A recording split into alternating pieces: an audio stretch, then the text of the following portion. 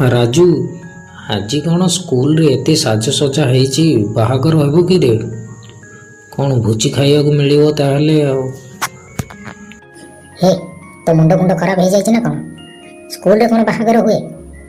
ସ୍କୁଲରେ national festival, ଜାତୀୟ ପର୍ବ ପାଳନ କରାଯାଏ, ଫଙ୍କସନ୍, ସାଂସ୍କୃତିକ କାର୍ଯ୍ୟକ୍ରମ କରାଯାଏ, ଏହିସବୁ ପାଳନ ହୁଏ ସ୍କୁଲରେ। ତାହେଲେ ସାଜସଜା ହୁଏ।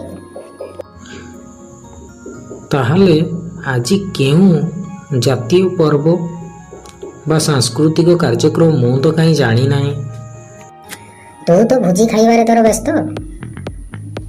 ତୁ କୋଉଠି ମାଇକି ବାଜିଲା, କୋଉଠି ଗାଁରେ ଏକୋଇଶିଆ ହେଲା, ଏହିସବୁ ତୋର ବୁଝିବା କଥା। ତୁ କ'ଣ ଜାଣିବୁ? ସ୍କୁଲ ଡେଲି ଆସିଲେ ସିନା ଜାଣିବୁ। ସାଙ୍ଗ, ତୁ ଯାହା ବି କହ, ମୋତେ ଏଥର ଡେଲି ଆସିବାକୁ ପଡ଼ିବ। ମୁଁ କିଛି ଜାଣିପାରୁନି। ଆଜି କେଉଁ ପର୍ବ ମୋତେ ଟିକେ କହ। ଆଜି ହେଉଛି ରିପବ୍ଲିକ ଡେ, ସାଧାରଣତନ୍ତ୍ର ଦିବସ ବା ଲୋକଙ୍କ ଭାଷାରେ ଗଣତନ୍ତ୍ର ଦିବସ ବୋଲି କୁହାଯାଏ।